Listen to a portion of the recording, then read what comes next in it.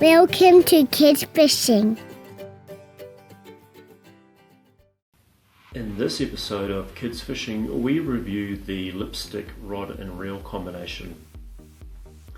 Now, a few months ago I brought the rod and reel combination for my daughter as her first fishing rod, and it cost $39 New Zealand, which is quite a good price considering you get both the Shimano reel and the Shimano lipstick rod. So value for money wise, it's a particularly good deal. So first of all, I'm going to talk about the reel and then the rod, and talk about the pros and cons afterwards in terms of how I found the rod and reel and how good it was for my daughter. So firstly, the reel is the Shimano IX 2000R.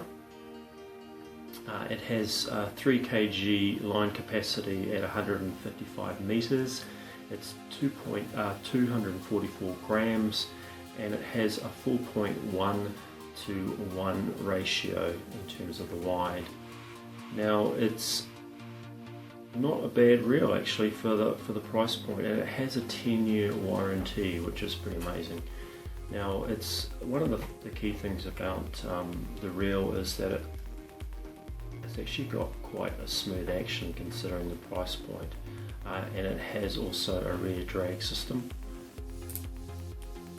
And in terms of the components, they're reasonably well made considering the price.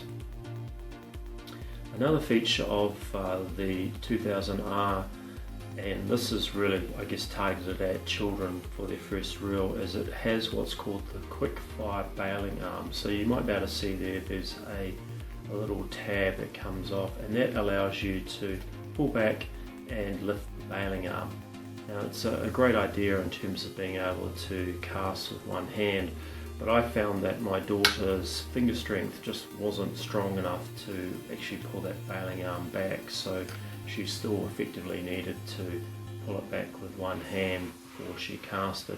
But I'm sure with an older child with stronger fingers, then that quick fire system would be quite useful. Okay, so the lipstick rod is a fiberglass fishing rod. It's hot pink, as you can see, so it's very much targeted at female anglers, and this particular rod is 3 foot 4 inches, so it's quite short. And the reason I bought a short rod was because it's the first fishing rod, and I wanted something that was controllable for my daughter, with less likely for her to poke somebody's eye out or damage the tip of the rod. Now, it has ceramic eyes and a graphite reel seat, and it's pretty well made. So you can see here, if I put the rod under tension, it's fairly robust, and I think you could probably actually pull in a fairly large fish on this before you were too concerned about it breaking. And the rod does come in a 5 foot and a 6 foot option, so if you're looking for a slightly longer rod, then maybe those two would be a better option for you. I think they come at a slightly higher price point, but at $39 for this rod and reel combination, it's not bad. Now, in terms of the pros and cons for it, I think the pros for it are obviously with this particular rod length, it's easy to control. There's less chance of them catching the rod tip and damaging it or hurting themselves or another child, and it's, as you can see, a very strong and robust rod. In terms of the reel, with the rear drag system, the advantage with that over maybe a spool mounted drag system is that they don't then undo the spool, adjusting the drag, and then lose the spool and locating nuts, etc. and washers. So that's quite handy. So it's a self-contained drag system. The other advantage is that this is a great little rod for wharf fishing or for boat fishing, where you're fishing basically vertically down into the water.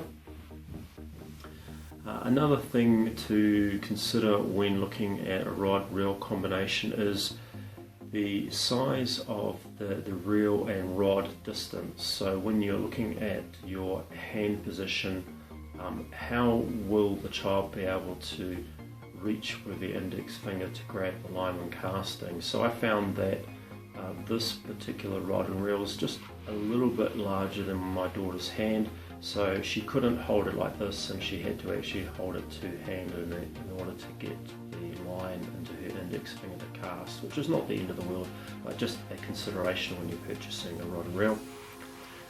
The con for this particular rod I found, as you can see with the video footage, fishing off rocks where you have either snag opportunities in front of you or where the line is sagging and abrading, because the child and the rod are quite short. You really just don't have enough line clearance over the rocks and snags in front of you. So I found that I often had to clear small snags in order to bring in the line. So probably a larger rod, maybe the 5-foot option, would give you the potential to clear some of those rocks and make rock fishing a little bit more practical.